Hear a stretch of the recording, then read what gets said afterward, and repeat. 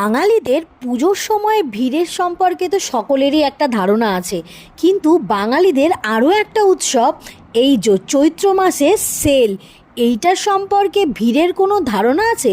যদি না থাকে তাহলে এই ভিডিওটা দেখো। কি প্রচণ্ড ভিড় পড়েছে এই যাদবপুরে, মনে হচ্ছে সকল জনতা এই যাদবপুরেই ভিড় করেছে। সোনাইদের সেশন স্টার্ট হয় স্কুলের অনেক লেটে, তাই এবার ওদের স্কুল শুরু হচ্ছে এই এপ্রিলে। আর এই এপ্রিলে স্কুল শুরু হচ্ছে বলেও এইবার ওর নতুন জামা আর জুতো দুটোই দরকার। একটু বড় হয়ে গেছে যে, আর জুতো ছোট হয়ে গেছে এইবার, তাই চলে এসেছি অজন্তার শোরুমে। এখানেও স্কুলের জুতো কিনবো বলে তো চটপট ঢুকে গেছি। আর চারিদিকে এত ভিড় দেখে সোনাই তো খুব আনন্দ হচ্ছে। দেখতে পাচ্ছ চারিদিকের কত ভিড়। যাই হোক, আমরা ভেতরে ঢুকে যাচ্ছি। পায়ে যে জুতো দেখতে পাচ্ছ, এই জুতোটাই কিনতে এসেছি, আর দুটো হচ্ছে দু রকমের সাইজের। ওকে বলেছি পরে হাঁট, আর ও দেখো কীরকম লাফাতে শুরু করেছে, আনন্দে আত্মহারা হয়ে গেছে। ওর নতুন জুতো হচ্ছে, নতুন ক্লাসে উঠছে, নতুন ব্যাগ, নতুন বই, সব কিছুই নতুন।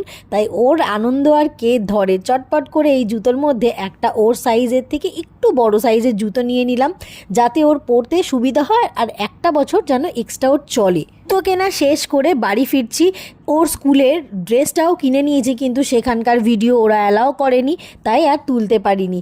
এবার বাড়ি ফেরার সময় একটা সুন্দর জিনিস দেখলাম। এই দেখো, এটা হচ্ছে সুন্দরবনের কাঁকড়া। উনি যিনি বিক্রি করছিলেন উনিই বলছিলেন, যদিও আমার বাড়িতে এসব কেউ খায় না, তাই আমার তো নেওয়ার কোনো প্রশ্নই নেই। এইখানে দেখতে পাচ্ছ, এখানে কিন্তু আরও এক ধরনের ভিড়। দেখতে পাচ্ছ কত ভিড়, হেলে ডুলে পড়েই যাচ্ছে। এইখানে হচ্ছে ফেমাস জায়গার, মানে হচ্ছে স্ন্যাক্স পাওয়া যায়, ফাস্ট ফুড, যেখানে আর রোলটা তো আমার ভীষণ ভালো লাগে। চলে এসেছি অনেক কষ্ট করে, গুতিয়ে গাতিয়ে সবাইকে সরিয়ে এই দেখো মেন দোকানের ভেতরে ঢুকে গেছি। আমাদের পরিবারে 5 জন, তাই 5টা এগরোল আজকে নিয়ে নিলাম। রাত্রে ডিনার করব বলে অনেক কষ্ট করে প্রায় 40 মিনিট দাঁড়িয়ে ফাইনালি পেয়ে গেছি এগরোল। আর এসেই বাড়িতে চটাপট গরম গরম এগরোল খেতে শুরু করে দিয়েছি। চলো বন্ধুরা, আজ তবে এই পর্যন্তই। দেখা হচ্ছে অন্য একটি ব্লগে।